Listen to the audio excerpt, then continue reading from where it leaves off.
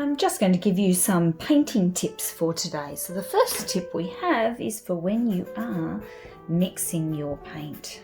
When you're mixing your paint, you're just going to take a few drips of water and put it in the pan and then stir it up. So if I stir that up, I'm going to get quite a nice paint there.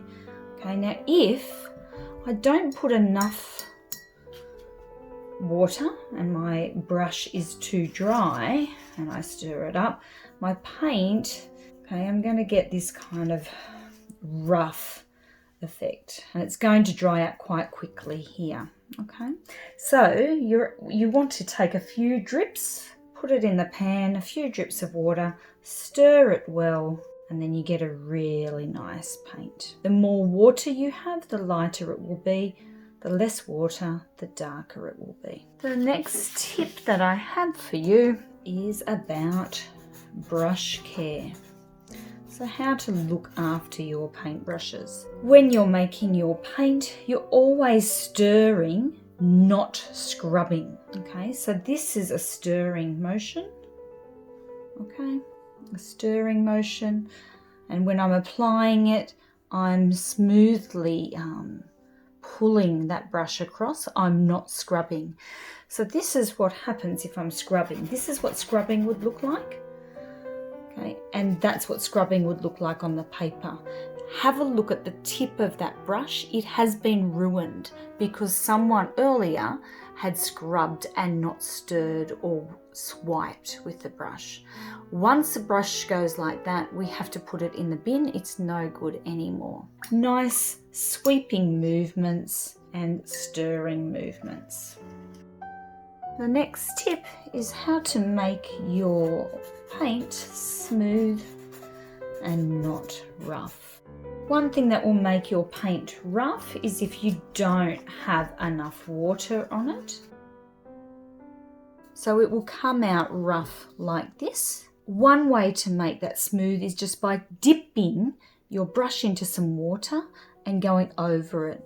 And you can start to smooth that out by just going over it with water. The other thing you can do is make sure you've got more water in your pan, create a little puddle, and then you can get a nice smooth paint. The next tip that I have for you is about how to stay in the lines. So one easy way to stay in the lines when I'm painting is to first off start by following the line. By having my brush go alongside that line. So it's following that line and then I can just fill it in. That's the easiest way that I have found to stay in the lines. If I'm painting across like this, I might accidentally go out of the lines and it's easier to be messy. So I need to be careful. I need to follow that line. I want it to look like this, not like this. Dum dum. Yes. The next tip that we have is how to make your paints light in colour or dark in colour. So if I'm using just one colour, I'll try this one here. Okay, I'm going to make a nice dark colour if I've got less water and I stir it lots and lots and lots. So if I've stirred it a lot, my colour is going to be darker and stronger. It will be a bolder, richer colour. If I now add water to this, so I can have more water in my tray here. If I've got more water in it and I don't stir it very much, I'm going to get a lighter colour. So less water now. I'm just going to make a darker colour again by stirring, stirring, stirring. Make it darker. Another way I can make it lighter is by dipping my brush into some water with no paint on it and just doing that on the page. So just adding water on the page directly is going to give me a lighter colour. The less paint that's on my brush, the more water, the lighter my colour can become.